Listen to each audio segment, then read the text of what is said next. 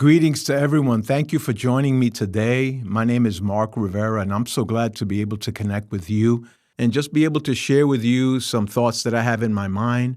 Many of you know that I've been I'm fast approaching actually my 50th year of pastoral ministry here in the urban setting. I can't believe how quickly it's going by. And through that time, I've been able to experience the incredible highs of ministry and seeing the impact in lives transformed, but I've also have had to navigate, and many times alone, through some very challenging periods in ministry, and not to quit, but simply you had to carry a heavy load of a burden that was going on either in the family, in your health, or even in the ministry.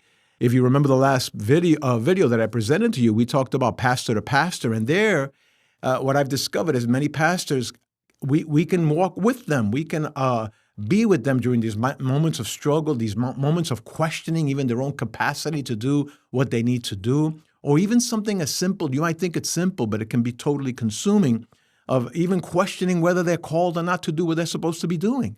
And so I talked a little bit about that as one of the issues, and even the thing of how much capacity do I have to carry on to do what I'm supposed to be doing in ministry.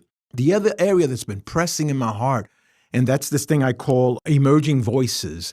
And that is someone like me that's been in ministry such a long time. I'm seeing these younger leaders coming up, and they're in their 20s and 30s and those ages. And I see in them the seeds of incredible leadership. And they have this passion for souls. They have this passion for the gospel. They have this passion to serve.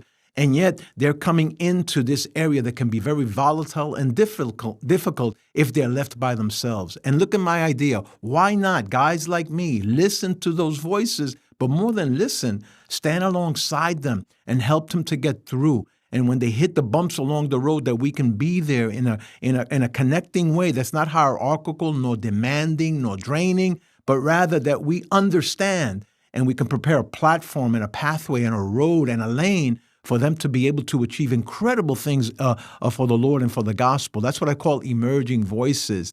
And then, of course, all of this and even much more has been stirring in my heart to such a degree that I'm hosting an event that's so important, I think. In fact, if I was starting over, I would definitely attend. I'm going to be attending it, obviously, because I'll be hosting it. But there's the Ministerial Practicum that I'm going to be hosting in the month of April on the Saturday, the 11th. And we're going to spend the whole day to deal with these kinds of issues. And by the way, even other issues that will rise to the surface, will percolate to the surface during our discussion.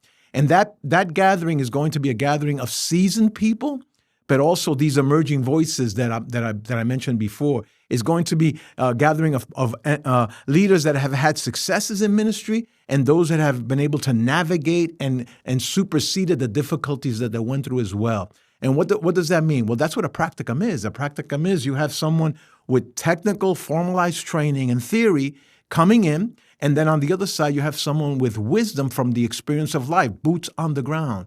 And you merge those things together, and what happens, that praxis, it creates this explosive energy to be able to do incredible things. Can you imagine the fire that we can start in the hearts of people when we merge both of those on this practicum that we're going to gather? In fact, I'm so dedicated and passionate about this event.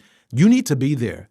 You need to be there. You need to show up, not because I'm hosting it. I'm planning on learning too when I gather there with the leaders that come to be with me. You need to be there on April 11th. Bring part of your team, pastors, if you can, and come join me for a full day. Clear your calendar. Don't leave early. Don't come late. Stay the full time.